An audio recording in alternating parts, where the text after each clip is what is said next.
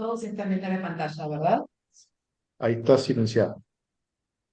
Es Eh, que estoy silenciada. Opa, justamente, estoy silenciada justamente para que no pase el acople, digamos. sí. Bien. Bueno, básicamente nos conocemos casi todos, pero hago una pequeña presentación. Mi nombre es Gerardo Sena, soy instructor y examinador de Papa Charlie Flight School. Eh, en el caso de hoy, el tema específico de seguridad operacional, como fuera difundido en las redes, ¿sí? Y como lo expresaba Victoria recién, la idea es hablar sobre el tema de desorientación espacial, ¿sí? Eh, Normalmente es uno de los temas que se tratan en el curso exclusivamente de vuelo por instrumentos, pero que nosotros en particular en Papa Charlie lo tratamos en todos los cursos. Para comenzar, bueno, seguramente muchos de ustedes en algún momento eh, l- o leyeron la noticia o vieron algún documental eh, de Nat Geo donde se hacía el análisis de un accidente, bueno, que fue muy conocido porque particularmente era el hijo del expresidente Kennedy, ¿sí? En el cual sufre un accidente donde luego de la investigación, donde como siempre se analizan los tres factores básicamente de factores humanos, factor material y factor medio ambiente, se llegó a la conclusión de que las causas probables había sido la desorientación espacial. Básicamente era un vuelo que se desarrollaba entre lo que era el continente en Estados Unidos, un viaje a una isla con su señora esposa y con otro familiar. Él iba como piloto único, era piloto privado, no tenía habilitación de vuelo por instrumentos, había recibido alguna instrucción básica sobre vuelo por instrumentos, pero no tenía la habilitación. En determinado momento, cuando sale del continente, empiezan a existir cambios de las condiciones meteorológicas, ingresa en condiciones instrumentales, como bien dice la teoría del queso suizo del doctor Reason, se fueron alineando los agujeros del queso. Él ingresa en otro espacio aéreo, tiene que hacer un cambio de frecuencia de comunicaciones, no logra ponerse en contacto, ¿sí? Surge ahí una serie de confusiones y seguramente de carga de trabajo, en el cual se pierde el objetivo principal, que es el control básico del avión, y luego, según las lecturas radar, comienzan con los típicos movimientos de virajes, ascensos, descensos, hasta que finalmente eh, ingresa en lo que se denomina una barrena, ¿sí? Y terminan impactando en el agua, ¿sí? Bien, pasamos al siguiente. El objetivo de hoy entonces y de estos briefings es de observar algunos de los elementos que nos pueden afectar desde el punto de vista de la seguridad operacional y relacionados en particular, como lo vimos en el primer briefing, respecto a lo que son las actuaciones humanas. Pasemos al próximo. De los puntos que vamos a ver, ¿sí? El objetivo principal entonces es orientación espacial. Cuatro puntos. En el primer lugar vamos a hablar sobre algunas generalidades, lo que es la definición de desorientación espacial, cuáles son las causas y las clases de desorientación espacial que tenemos. Luego vamos a hablar sobre lo que son los sistemas de orientación y equilibrio del organismo y los órganos que lo componen.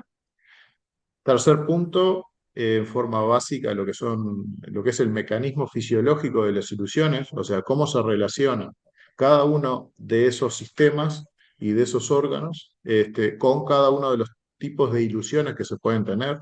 Esto no es solo aplicable a lo que es vuelo instrumental, sino que también puede ser aplicable a vuelo nocturno o inclusive en vuelo diurno. Y finalmente, lo que son aquellas acciones que nosotros podemos desarrollar para evitar accidentes por desorientación espacial. Bien, pasando al primer punto, generalidades. vamos a comenzar con lo que es la definición. Básicamente, ¿qué es la desorientación espacial?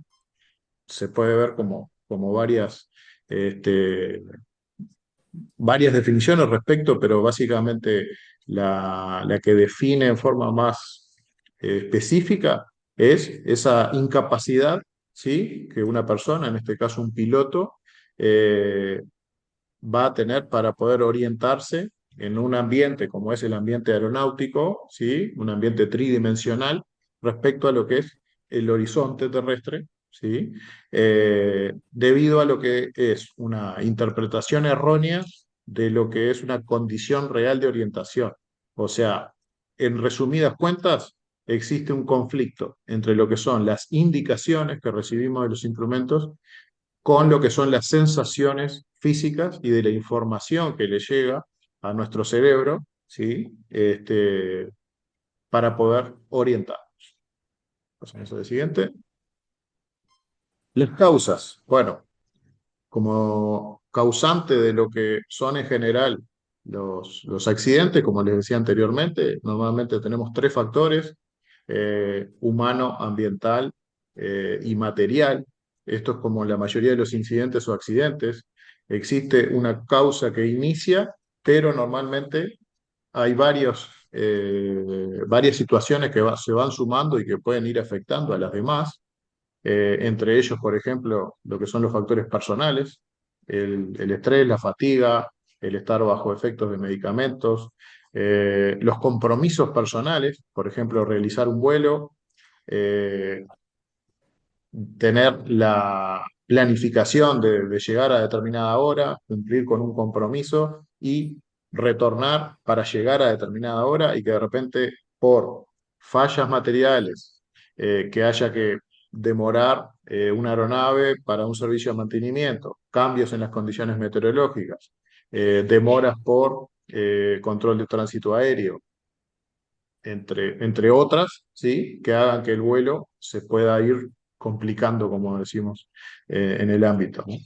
Después, la carga de trabajo en cabina, como les decía al inicio del briefing, en el caso del accidente del hijo de Kennedy, ¿sí? Sobre todo en situaciones en las cuales va un solo piloto. Por eso es que se recomienda, especialmente cuando se va a volar en condiciones de vuelo instrumental, ¿sí? O vuelo nocturno, realizar los vuelos en compañía de otro piloto. Después, eh, la importancia, ¿sí? Esto lo estamos hablando desde el briefing, desde el primer briefing hecho en marzo, lo que es la diferencia, ¿sí? Y tenerlo claro entre vigencia y competencia, ¿sí? ¿A qué nos referimos con esto? La vigencia es respecto a lo que está escrito en la reglamentación para poder volar en forma legal, ¿sí? Por ejemplo, experiencia reciente, tres despegues, tres aterrizajes en los últimos 90 días, o en vuelo instrumental, el tener seis aproximaciones, ¿sí? 6 horas de vuelo en los últimos 6 meses. Eh, pero eso es la vigencia. Pero por otro lado está la competencia, que es realmente cuán competentes somos nosotros, o sea, qué nivel de entrenamiento tenemos y si realmente estamos entrenados para poder cumplir ese vuelo, ¿sí? Tener las diferencias entre esos conceptos claros es fundamental. Básicamente es tener conciencia de si estamos en ese momento con un nivel de competencia adecuado para realizar el vuelo. El tiempo en los instrumentos, dígase el tiempo que uno tiene que realizar un vuelo concentrado en los instrumentos, ¿sí? Porque ahí también depende, estamos hablando en este caso, condiciones de vuelo instrumentales, especialmente, donde además no solo se puede estar volando en condiciones instrumentales que uno no ve para afuera, sino que puede haber turbulencia, ¿sí? Puede haber todos los antecedentes que decíamos antes, estar estresado, fatigado, una jornada larga de trabajo, etcétera, ¿sí? Las fases del vuelo y las características del vuelo, si es un vuelo diurno, si es un vuelo nocturno, si son condiciones visuales o instrumentales, ¿sí? Y las diferentes fases del vuelo, ¿sí? Despegue, ascenso, fase de ruta o descenso y aproximación, ¿sí? Luego la meteorología, el haber hecho una buena planificación previa, tener cambios no previstos, ¿sí? cambios inclusive desde el punto de vista que teníamos un destino programado y que, por ejemplo, una pista quede interdicta y tengamos que cambiar a un alternado. ¿Sí? Son pequeñas cosas que se van sumando. Y después la falla de los distintos sistemas de la aeronave. ¿Sí? Una falla de un instrumento que no detectemos nos puede llevar también a un error. ¿Ok? Pasamos a la próxima. Eh, Dentro de lo que son las clases de la desorientación espacial, ¿sí? Si hacemos una clasificación, básicamente tenemos tres clases. La primera sería la que no puede reconocerse, que es lo que normalmente pasa, ¿sí? Los pilotos normalmente no nos damos cuenta de que estamos desorientados y en forma inconsciente pensamos que estamos bajo un error de instrumentos, ¿sí? Eso es lo que normalmente pasa, o sea que no puede reconocerse. En segundo punto, la desorientación espacial que sí es reconocida, donde nosotros, por ejemplo, algo típico, despegamos, ingresamos en capa, estamos volando en condiciones instrumentales y luego de volar durante 1 minuto, 2 minutos en capa, podemos empezar a tener la sensación como de que nosotros vamos inclinados. Y en realidad miramos el horizonte artificial y vemos que el avión está perfectamente alineado.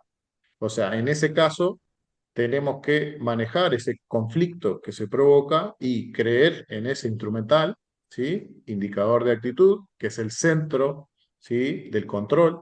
Indicador de actitud, indicador de potencia son los instrumentos de control y corroborar con lo que son los instrumentos de comportamiento, velocímetro, altímetro, giro direccional, indicador de viraje y revelamiento, climb, ¿sí? O sea, corroborar que ese comportamiento es el adecuado, ¿sí? Y eso puede durar 1 minuto, 2 minutos estar en esa situación, sentir como que nos están bajando una de las alas, ¿sí? Después más adelante cuando lleguemos a la parte de ilusiones vamos a describir eso. Y son situaciones que pueden ser momentáneas, ¿sí? Y que obviamente el hecho de tener este conocimiento que estamos viendo hoy, esta información, y luego, si puede ser fortalecido con entrenamiento, nos va a ayudar a mantener un buen nivel de seguridad de operación. Y finalmente, lo que es la desorientación espacial paralizadora. ¿Sí? La desorientación espacial paralizadora básicamente se da en momentos donde ya la situación es crítica, ¿sí? Donde ya el piloto sabe que hay algo mal, pero no sabe cómo resolverlo, ¿sí? Entonces directamente se paraliza, no intenta volver a colocar el avión en un vuelo recto y nivelado. Si está en picada, por ejemplo, el hecho de sacar potencia para que el avión no se acelere, directamente no acciona, ¿sí? O sea que ahí tenemos la descripción de las tres clases de desorientación espacial. Bien, finalizado el punto uno, entonces, de lo que son las generalidades, vamos a pasar al segundo, donde ya vamos a describir lo que son los sistemas de orientación y equilibrio y los órganos que lo componen. Básicamente, los sistemas son tres. Por un lado, lo que es el sistema visual, ¿sí? Dentro de lo que es el sistema visual tenemos la visión focal y la visión periférica. En segundo lugar, lo que es el sistema vestibular del oído interno, que también tiene dos partes, ¿sí? Ahora después lo vamos a describir a cada uno de ellos, pero básicamente lo que son los canales semicirculares y lo que son los órganos otolitos del oído interno. Y finalmente lo que se llama el sistema somatosensorial, también se puede ver como sistema propioceptivo, que son infinidad de terminaciones nerviosas de nuestro cuerpo que básicamente nos indican, nos dan esa sensación de, por ejemplo, ahora nosotros sentimos que estamos sentados en una silla y tenemos las plantas de los pies en el piso, ¿sí? Pero cuando uno está en un ambiente tridimensional como lo que es el vuelo, en ese caso se pueden generar conflictos. Bien, una breve descripción, sí, porque como les comentaba, esto, cuando uno realiza el curso de vuelo por instrumentos, esto se ve en forma obviamente mucho más extenso. Pero a modo de resumen, el sistema vestibular son los órganos principales del equilibrio, ¿sí? Son tres canales que son perpendiculares entre sí. Por un lado, tenemos lo que son los canales semicirculares, eh, que al igual que los tres ejes de la aeronave, ¿sí? Nos van a determinar sensaciones, ¿sí? De aceleración angular, ¿sí? En esos tres ejes, de lo que es cabeceo, alabeo y balanceo. ¿Ok? Y por otro lado, lo que son los órganos otolitos, ¿sí? Esta es una parte un poquito más abajo, dentro de lo que es el oído interno, donde los órganos otolitos nos dan información de lo que es aceleración lineal y gravitatoria. Eh, para graficarlo un poco, ¿cómo serían esos canales semicirculares y los órganos otolitos? Imaginen una manguera transparente, como con vellos o pelitos, ¿sí? En lo que es sus paredes, y un líquido, ¿sí? Entonces, si nosotros movemos esa manguera, ¿sí? En forma circular, lo que se va a provocar es que ese líquido tenga un movimiento dentro de esa manguera y por lo tanto va a generar distintos movimientos en esos vellos, en esos cilios que se llaman, y todo eso genera una determinada sensación que se transforma en información que a través del nervio auditivo va al cerebro y envía esa determinada información. ¿Sí? Pasamos a la siguiente. Luego vamos a tener el sistema visual, ¿sí? El sistema visual básicamente eh, tiene determinadas, bueno, estructura, ¿sí? Cómo está conformado. Para verlo de cierta forma, en forma resumida, nosotros tenemos una parte, ¿sí? Que está en la parte posterior del ojo, que es lo que se llaman los conos y los bastones, ¿sí? Los conos son los que funcionan, normalmente van a funcionar para la visión diurna y visión focal, y lo que es los bastones son los que van a funcionar para la visión nocturna, ¿sí? Que tienen un determinado tiempo de activación, podemos decirlo de esa forma, a partir de unos 7 u 8 segundos. Eso como lo podemos comprobar. Seguramente casi todos de niños jugamos alguna vez a encerrarnos en un cuarto que esté totalmente oscuro, ¿sí? Y si no lo hicieron, los invito a que lo hagan ahora, después que termine el briefing. Este, se sientan ahí y se quedan quietos, y si quieren largan el tiempo y controlan ese tiempo. Al principio va a estar todo oscuro y después de determinado tiempo van a empezar a ver que tienen determinada visión. ¿Sí? Bueno,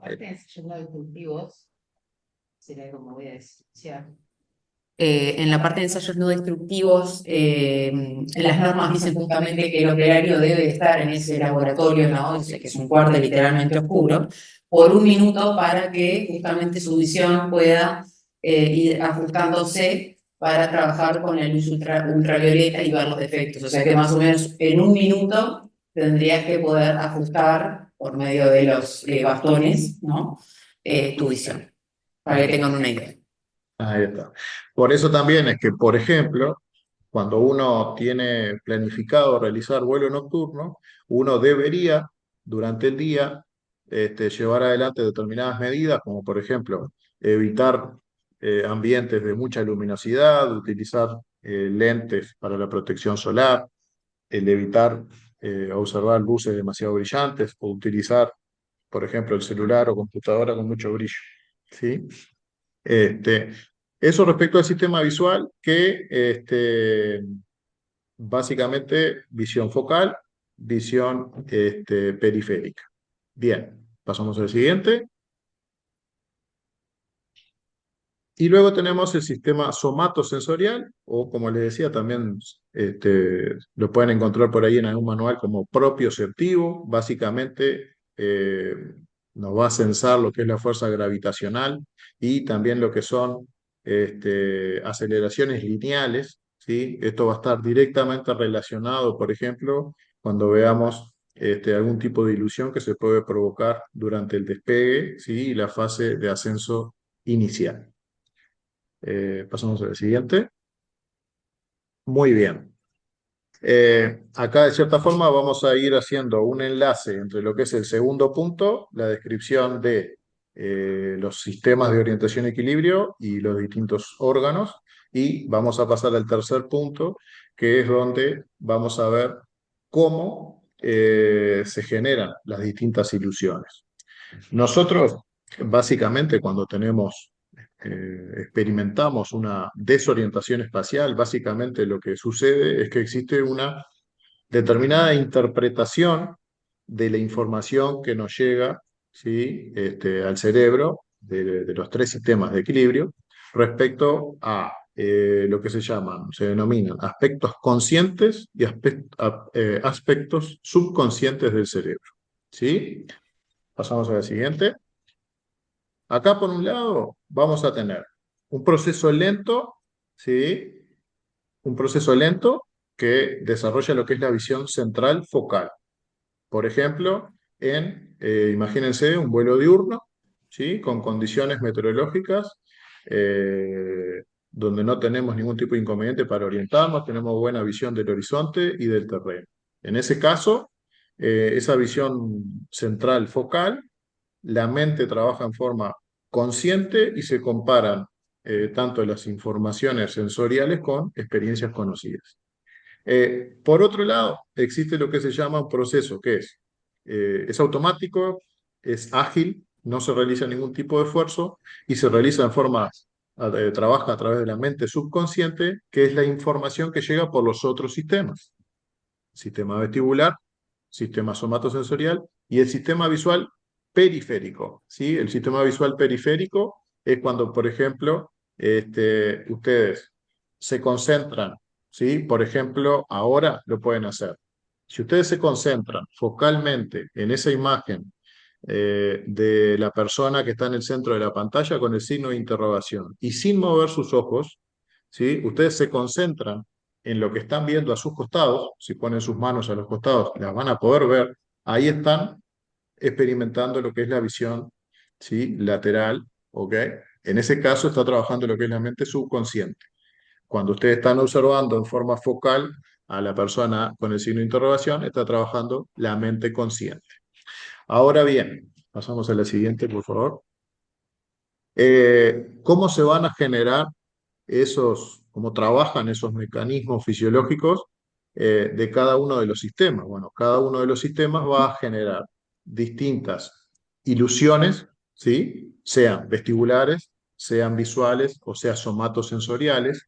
Eh, el tema que acá, yo siempre cuando damos los cursos, me gusta hablar de que nosotros en el avión normalmente no nos va a salir un cartel que nos va a decir, tenemos falla de tal sistema, ¿sí? Danger. Vamos a tener un master caution ahí con suerte y nosotros vamos a tener que observar y tratar de determinar y ver si ese inconveniente que tenemos nos afecta un solo sistema o nos empieza a afectar varios. Por ejemplo, tener una falla eléctrica, ¿sí? Perdemos comunicaciones, ¿sí? Perdemos sistemas de navegación, si tenemos sistema de eh, compensadores eléctricos también lo vamos a perder, si tenemos que bajar un tren vamos a tener que bajarlo por el sistema de emergencia, perdemos los flaps, bombas de combustible, etcétera.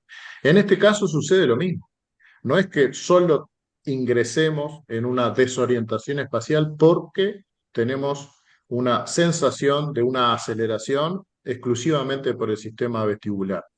¿Sí? Vamos a tener una sensación principal causada por el sistema vestibular, pero seguramente también tengamos una ilusión visual, sobre todo cuando estamos volando, ahí cuando está cambiando, ¿sí? El ambiente meteorológico, ¿sí? Empezamos a tener más nubes, empezamos a perder referencias del terreno, empezamos a tener sensaciones de aceleración o de desaceleración, ¿sí? Entonces, se trabaja en conjunto acá, los tres sistemas, para crear las distintas ilusiones. ¿Ok? Este, nosotros, ¿qué pasa? Normalmente los pilotos nos orientamos por la visión. Miramos hacia afuera, así aprendemos a volar, volamos por actitudes y potencias conocidas, pero si perdemos totalmente las referencias de terreno, ¿sí? Sea en condiciones instrumentales o inclusive lo llevo a un vuelo nocturno. Vuelo nocturno, nosotros despegamos, inmediatamente que rotamos el avión, perdemos la visión de nuestro horizonte. ¿sí? Entonces, automáticamente ahí siempre tenemos que hacer la transición a nuestro indicador de actitud y volar por una determinada actitud colocada. Por ejemplo, un ancho de barra, 2 grados, que normalmente nos va a representar un ascenso positivo en el entorno de, por ejemplo, 500 pies por minuto, ¿sí? Entonces, lo que tenemos que hacer cuando no tenemos nuestra visión este, con referencias visuales, ¿sí? Ahí es donde van a empezar a generarse los conflictos entre la información que nos llega de los sistemas somatosensorial y del vestibular, creándose las ilusiones de orientación. Vamos a ver, ¿sí? En forma resumida, ¿sí? Cada una de las ilusiones que se pueden dar en cada uno de los sistemas. Tenemos por un lado, de las más comunes, la ilusión somatogiratoria, ¿sí? Que nos puede llevar a lo que es una barrena o espiral mortal. Eh, por ejemplo, el caso del hijo de Kennedy, ¿sí? Luego lo que es la ilusión de Coriolis. También tenemos lo que se llaman las inclinaciones o ladeos, en inglés lo pueden ver como leans. Luego lo que se llama la ilusión somatográfica, la ilusión de inversión, que es como una ilusión somatográfica agravada, ¿sí? Luego lo que es una ilusión por exceso de fuerza de gravedad y luego lo que se denominan los nistagmos, ¿sí? Pasamos a la siguiente. Para tener una idea, básicamente, en el caso de la ilusión somatográfica, por ejemplo, que nos lleva a una barrena o espiral mortal. Normalmente lo que sucede es que esto además se realiza, ¿sí? Cuando uno realiza el curso de vuelo por instrumentos, esto se practica, ¿sí?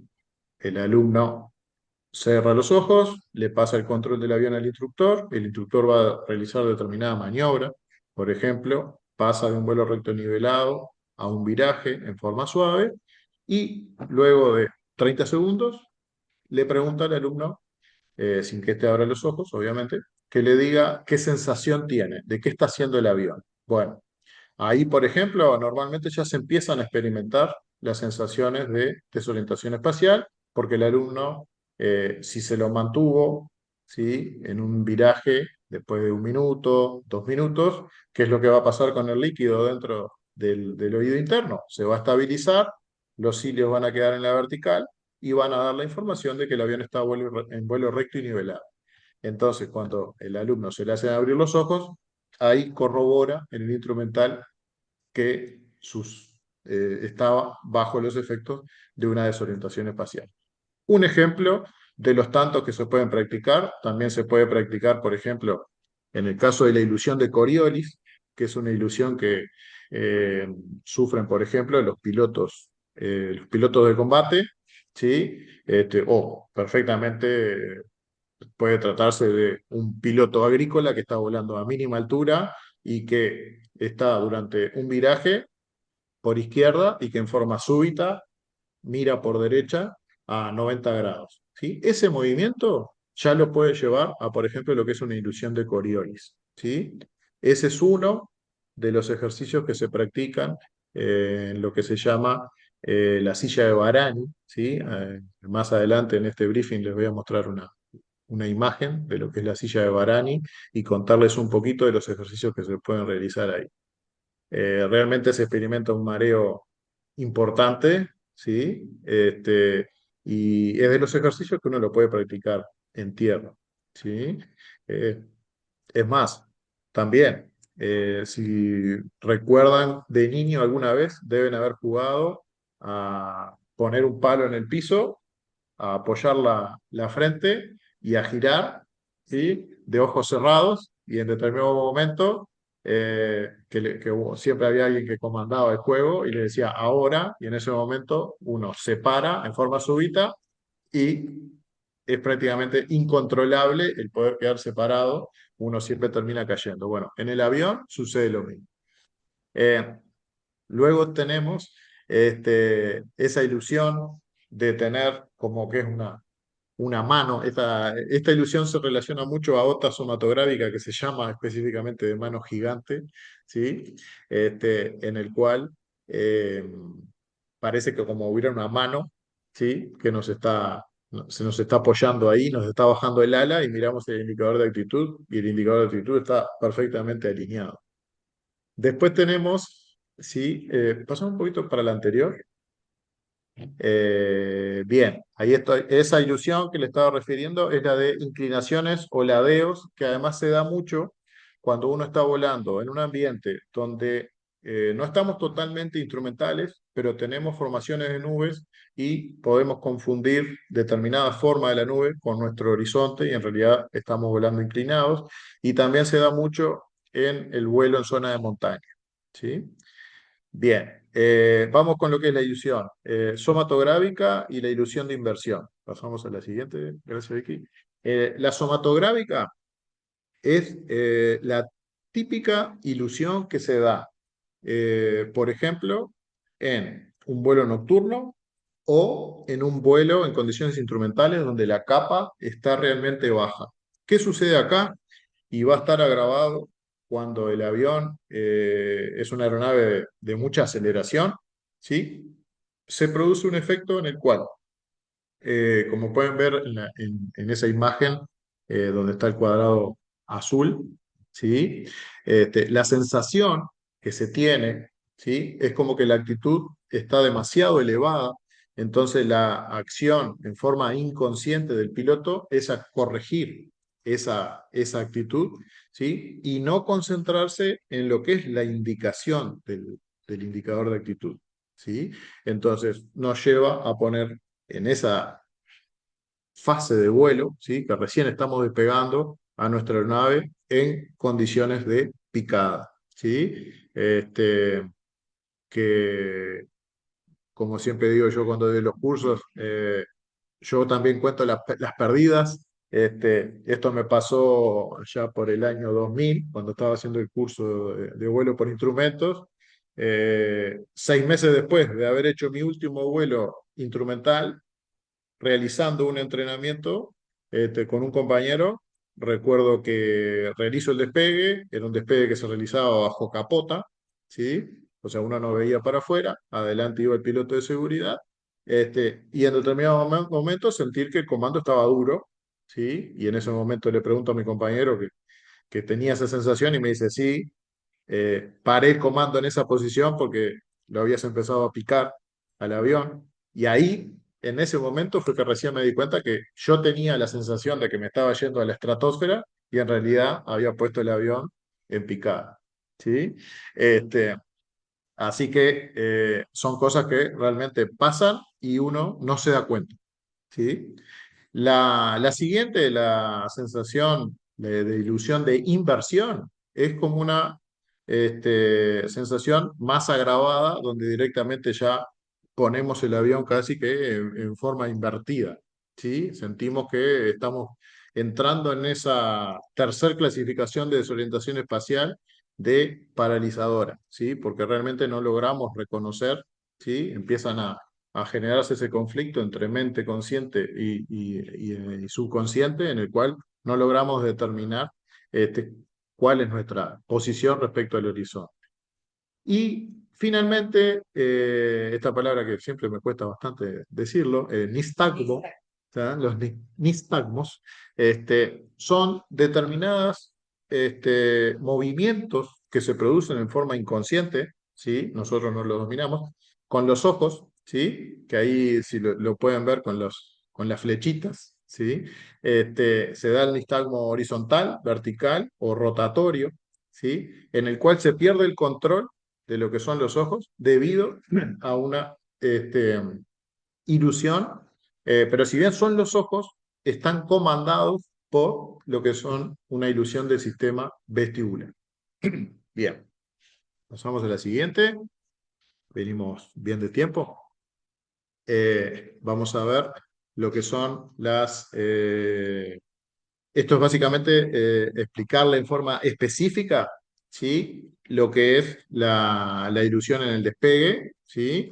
Realmente es una sensación en la cual uno no se da cuenta y obviamente si uno está volando una aeronave que tenga una aceleración importante, ¿sí? No precisa que sea un jet, ya con que sea un varón, por ejemplo, que tiene una aceleración importante y uno siente realmente la potencia, este, y se ingresa en condiciones instrumentales este, inmediatamente después del despegue, realmente son situaciones que hay que estar muy, muy atento y por eso también es que se recomienda que el viraje inicial de salida de tránsito, ¿sí?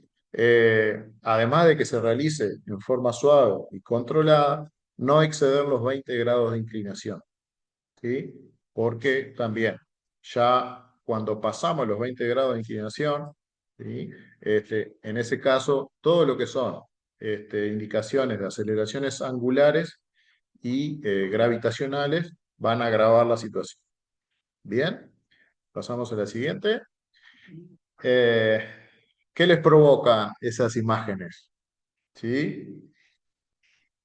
Ahí tenemos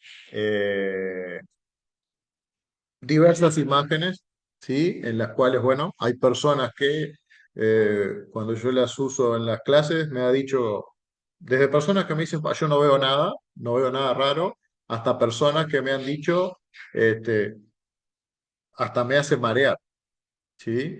Este, Entonces, ahí, por ejemplo, seguramente les pase, si ustedes se acercan a la pantalla y se concentran en forma focal en una imagen, por ejemplo, la imagen de arriba a la izquierda, ¿sí? Lo van a ver como que en determinado momento empiezan a verlo un poquito más claro o un poquito borroso, pero sin cambiar la visión focal de esa imagen, periféricamente van a ver como que las otras imágenes parece que se movieran. Y en realidad son fotografías, no es un GIF, no es un video, ¿sí? O sea que vieron cómo con una sola imagen ya estamos logrando una determinada ilusión. O sea que, ¿a qué se relaciona esto? ¿Con qué? Ahí ya pasamos a la siguiente. Dentro de las ilusiones visuales, hay muchas que obviamente no están, la mayoría no están relacionadas con un vuelo en condiciones instrumentales reales, sino que se consideran cuando uno está volando, por ejemplo, en vuelo nocturno, ¿sí? O en esas condiciones de combinación entre vuelo visual y vuelo instrumental. Algunos de ellos, por ejemplo, ahí donde ustedes observan vuelo NVG, NVG son los lentes de visión nocturnos, ¿sí? Night Vision Glasses, donde también al principio eran exclusivamente para el uso militar.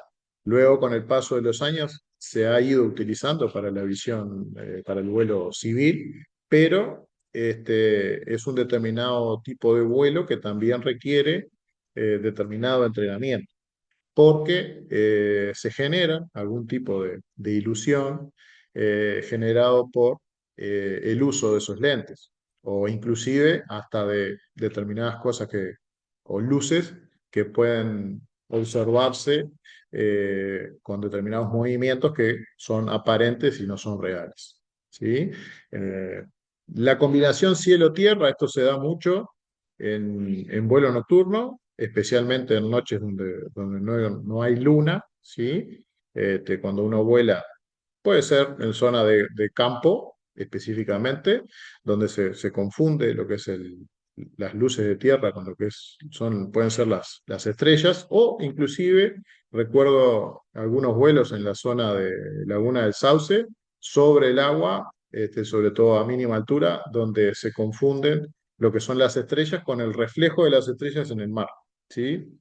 Entonces, lo que se recomienda en esos casos es siempre, sobre todo cuando uno está haciendo aproximaciones instrumentales y va a hacer la transición a la fase final del aterrizaje o en condiciones de estar realizando el tránsito en vuelo nocturno, hacer un 50 y 50, ¿sí? 50% de vuelo con referencias exteriores y 50% de referencias interiores en cuanto a control de altitud y el resto de los instrumentos, ¿sí? Eh, También se puede dar algún tipo de ilusión vectorial en el caso de que, sobre todo en vuelo nocturno, en el cual se pierde, ¿sí? La sensación de profundidad. También se puede dar el caso de el vértigo por centelleo, por ejemplo. Esto se produce cuando uno vuela entre nubes con, por ejemplo, una luz estroboscópica prendida, ¿sí? Hay gente que se puede marear, hay gente que inclusive hasta puede llegar a convulsionar, aunque ustedes no lo crean, ¿sí? O al desmayo. Por eso es que se recomienda, por ejemplo, volar dentro de nubes con sin luces estroboscópicas, ¿sí?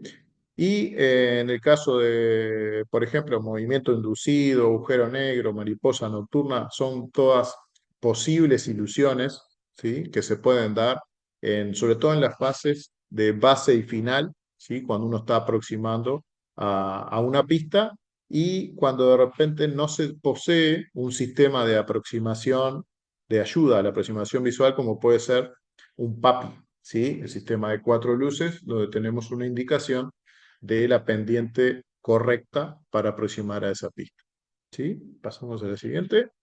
Algunas imágenes de lo que pueden ser, nos puede pasar, por ejemplo, en las ilusiones, ¿sí? Bueno, Este, ¿no quiere? Bueno, este,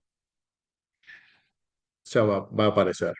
Este, entonces, mientras solucionamos el inconveniente técnico, en vuelo nocturno, sí, que además tiene la particularidad de que no es un vuelo que se realiza en forma tan habitual, sí, digo, no, básicamente tratamos de que se realice al menos para mantener la experiencia reciente una vez cada 90 días, pero bueno, algunas veces puede pasar que sea más difícil de poder realizarlo tan seguido, por lo tanto nuestro nivel de entrenamiento es bajo, ¿sí?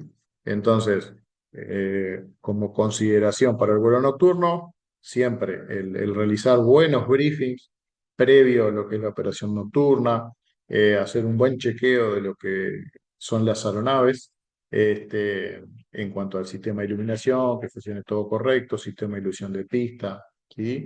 El realizar el vuelo, bueno, en condiciones meteorológicas lo mejor posible, ¿sí?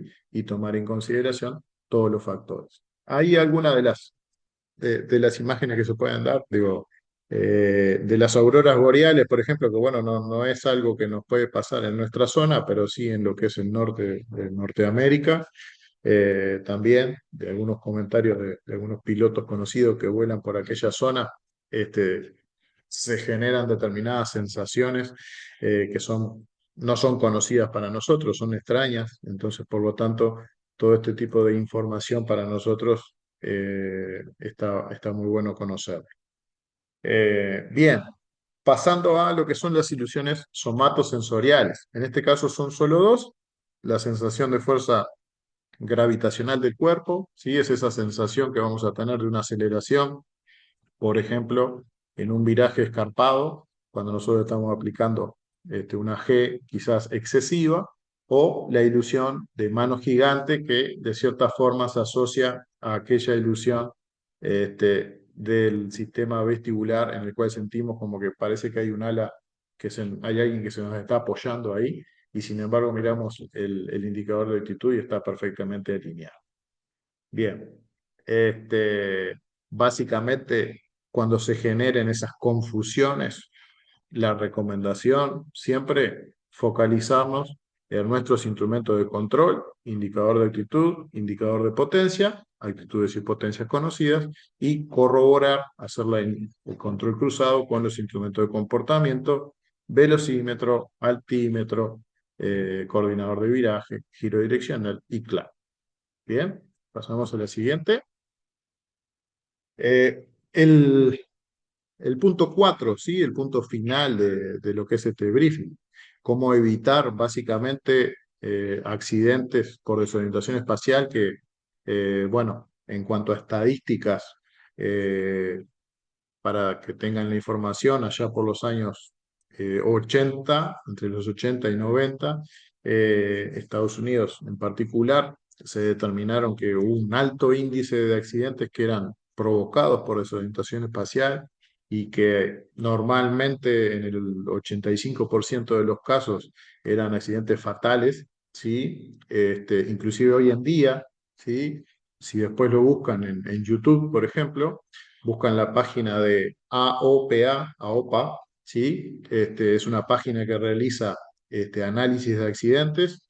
Están en inglés, pero se entiende perfectamente. Son análisis muy buenos, ¿sí? Respecto a todo un accidente, porque va haciendo toda la cronología de los hechos, ¿sí? Y al final siempre da recomendaciones de seguridad, que es muy importante para nosotros. Eh, y lo otro es que son casos recientes, ¿sí? No son casos de los años 70 u 80, ¿sí? Son casos del 2000 al 2020, aeronaves modernas con instrumental, ¿sí? Moderno, pero que eran pilotados por pilotos que no estaban en ese nivel de competencia adecuado como para poder volar en condiciones seguras, en condiciones de vuelo instrumental, por ejemplo, o vuelo nocturno. ¿Sí? Entonces, tres factores fundamentales para evitar lo que son incidentes o accidentes por desorientación espacial, básicamente el adiestramiento, una buena planificación del vuelo y la familiarización con los procedimientos. O sea, a nosotros lo que nos va a salvar básicamente es realizar lo que se llama un buen control cruzado, una buena verificación cruzada de lo que es la información que nos dan los instrumentos. Pasamos a la siguiente. En cuanto al adiestramiento, y bueno, lo estamos haciendo hoy, ¿sí? Hoy estamos educándonos, informándonos, ¿sí? Sobre lo que son los peligros de la desorientación espacial. Eh, Muchas veces uno a esto lo aprende o lo ve cuando va a hacer un curso de vuelo por instrumento, pero tenemos muchos de nosotros o tenemos amigos que son pilotos privados que no tienen la habilitación de vuelo por instrumentos, pero que quizás no son conscientes de esta situación y como muchas veces, capaz que lo tratamos como una charla en un asado, donde contamos de que sí, tenía una capita y bueno, y digo, la voy a cruzar, debe ser fina. Y ahí nos metemos en la capa y resulta que la capa, estuvimos 3 4 minutos volando esa capa, cruzándola, y en determinado momento no sabíamos ni qué posición teníamos. ¿Sí? Entonces, el hecho de poder transmitir estos conocimientos, transmitir experiencias, ¿sí? Y repasarlo y entrenarlo, por ejemplo, en un simulador de vuelo no vamos a experimentar ni las aceleraciones ni las ilusiones vestibulares, pero sí vamos a entrenarnos en cuanto al control cruzado, que es lo fundamental cuando estamos volando en condiciones instrumentales. ¿Sí? Pasamos a la siguiente. Acá, por ejemplo, algunas imágenes, eso es lo que se llama una silla de Varani, lo pueden buscar así, Varani con B larga Y, es como, imagínense una silla de peluquero, ¿sí? Yo la primera vez que experimenté esto lo conocí en Brasil, en un curso de fisiología de vuelo. Inclusive aquella silla tenía como un aro adelante, si lo buscan en YouTube seguramente lo van a encontrar así. Se realizan distintos ejercicios donde a uno, bueno, le tapan los ojos, le ponen auriculares, lo van a hacer girar. En la imagen que tiene arriba a la izquierda, por ejemplo, si lo ven, van a ver que tiene los pulgares hacia arriba, ¿sí? Entonces, eso es cuando inicia el movimiento. Cuando lo empiezan a girar, uno lo que tiene que hacer es indicar para qué lado está virando.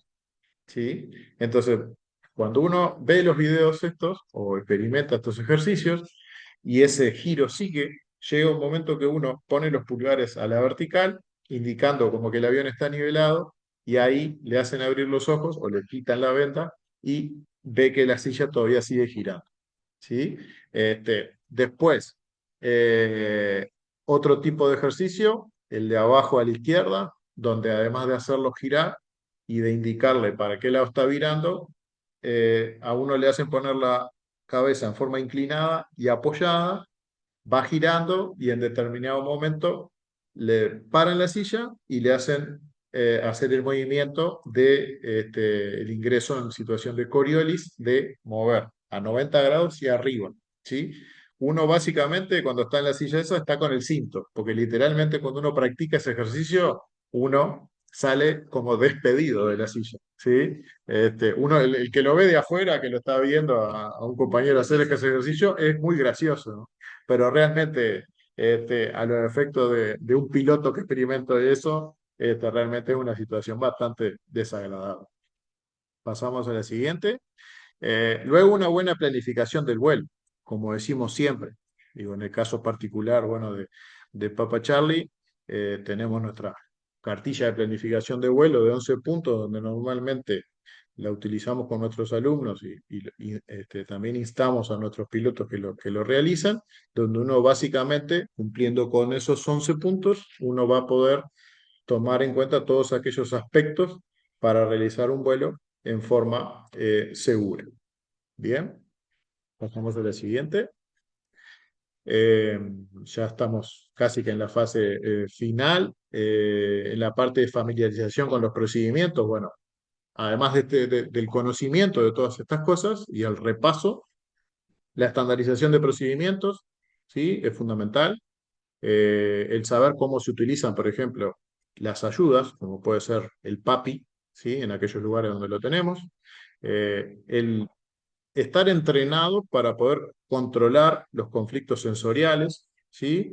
Esto se entrena, ¿sí? Se puede entrenar en vuelo, se pueden realizar vuelos específicos donde uno realice distintos tipos de ejercicios para poder determinar lo que es una desorientación espacial, la práctica de, por ejemplo, no solo maniobras, sino la corrección de una posición inadecuada, nariz por encima, nariz por debajo, a eso hay que practicarlo.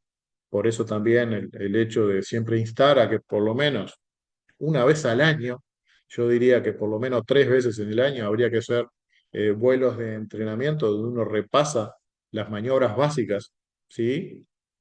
Por ejemplo, para vuelo instrumental, lo que son las S verticales, lo que son los padrones instrumentales, que es una transición a esos 3 pilares, ¿no? De pasar de un vuelo básico a un vuelo avanzado. Y luego lo que es la coordinación de tripulaciones. Es fundamental que las tripulaciones estén coordinadas para realizar, por ejemplo, los cambios de comando. ¿Sí? Cuando un piloto está desorientado, el informarle al otro piloto, de decirle suyo el avión, que el otro le diga mío el avión y que se haga cargo. ¿Sí? Esa es una de las formas también de poder salir de estas situaciones. Pasamos al siguiente. Eh, a modo de cierre de este briefing, ¿sí? De mi parte, básicamente recordar que la única información confiable, especialmente de noche y en condiciones instrumentales, es la información que vamos a tener de los instrumentos, ¿sí? Eh, Todo lo que sea contrario a eso seguramente nos lleve a una situación no deseada, ¿sí? Si estamos volando solos específicamente, ¿sí? El priorizar siempre volar el avión, evitar todo lo que son tareas extras de comunicación, chequeo, etcétera, y concentrarnos en lo que es el vuelo del avión. Si estamos con un compañero de tripulación, el tener los procedimientos estandarizados y una buena comunicación. Pasamos al siguiente. Eh, a modo de resumen, los 4 puntos: definimos la desorientación espacial, las posibles causas, las 3 clases de desorientación espacial que tenemos, definimos lo que son los sistemas de orientación y equilibrio, sistema vestibular, propioceptivo, sistema visual. Hablamos sobre el mecanismo fisiológico y las distintas ilusiones que se provocan y finalmente cómo mediante el adiestramiento, el entrenamiento, ¿sí? La difusión de todas estas cosas, podemos evitar lo que son incidentes o accidentes por desorientación espacial. Bueno, eh, la verdad se me pasó volando, no sé cómo lo llevaron. Me gustaría en este 5 minutitos que estamos teniendo, bueno,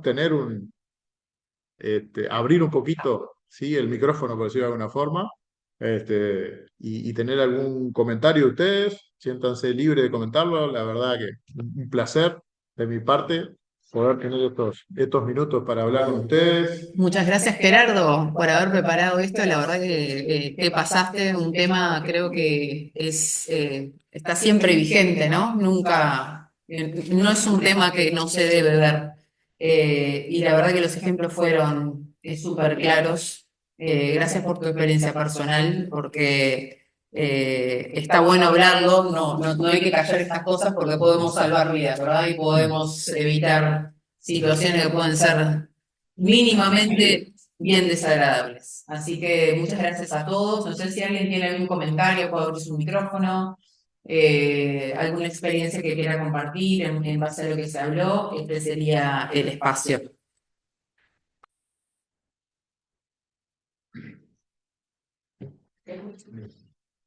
Juan. Daniel, sí, por favor. Sí, Silenciados. Daniel Casas va a compartir algo.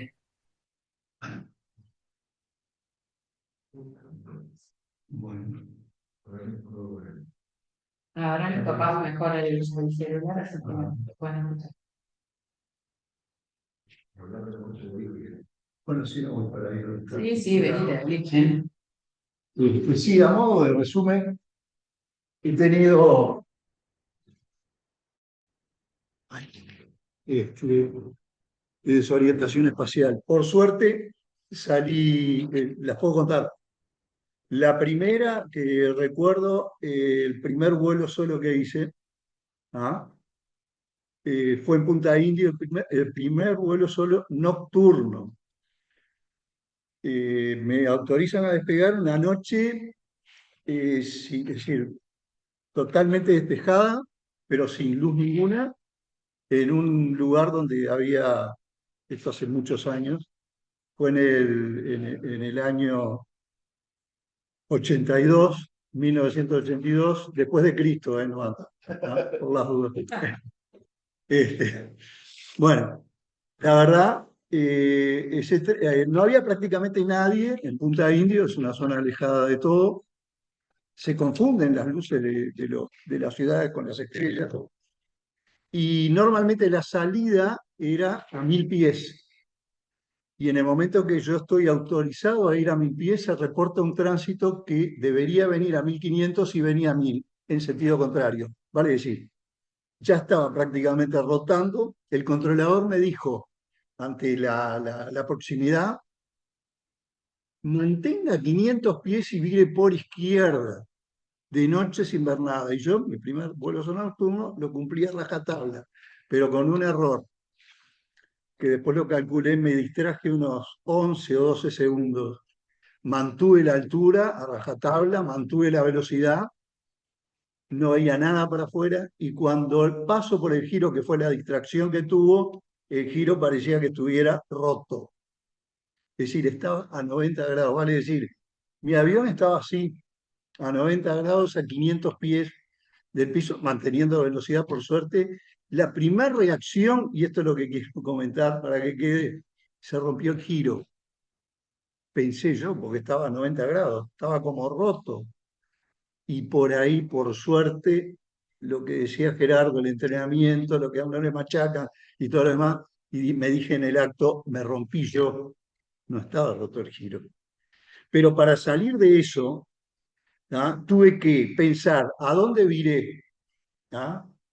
Viré por izquierda, bueno, saco la mano de la potencia, porque en ese caso la potencia estaba a la izquierda, era un T-34 Charlie, ¿ah? A turbina, saco la mano y después de haber razonado que estaba virando a la izquierda, pongo la mano en el bastón y dije para la derecha. Le di para la derecha y ahí veo lo que a mí me parecía que estaba roto, se destrancó el giro, estaba roto yo. Bueno, a partir de ahí empiezan una serie de ruidos extraños. Bueno, no les puedo decir el jabón que me pegué, porque ahí tomé conciencia, ni que hablar, que me fui para arriba, 7000 pies para relajarme, ¿ah? Pero bueno, después comentando con otros pilotos, hubo otro, le pasó algo parecido en Estados Unidos en un T-28, pero ese quedó invertido. Yo por suerte pero ya les digo, fueron 11 segundos. Consejo y final de todo para no abusar del tiempo. En lo posible, si tienen que volar instrumentos, no vuelen solos, ¿tá? Porque muchas veces se han dado casos de pilotos solos que hay problemas en la transición y si hay otro piloto que ayuda, es mucho mejor. No lo digo yo, lo dicen los libros, Las estadísticas. las estadísticas, en lo posible el vuelo no es solitario y menos instrumental. Les comento este caso, tengo dos más, pero si no los hacemos muy extensos, pero con esto creo que resume un poquito. Gracias. Muchas gracias, Daniel, por tu aporte. La verdad que me encanta, nos encanta cuando compartimos las experiencias personales porque nos enriquece un montón. La verdad, hablar desde la experiencia, desde la vivencia, porque son temas más que vigentes. Así que bueno, los esperamos. Muy buena anécdota, dice Emiliano Chialu. Gracias también Gabriel Henry y Carolina Chocri, nuestra gerente responsable. Gracias Gerardo por tu claridad y generosidad en la transmisión del conocimiento y un abrazo para todos. Así que bueno, nos encontramos en la próxima que ya lo estaremos anunciando, ¿verdad Gerardo?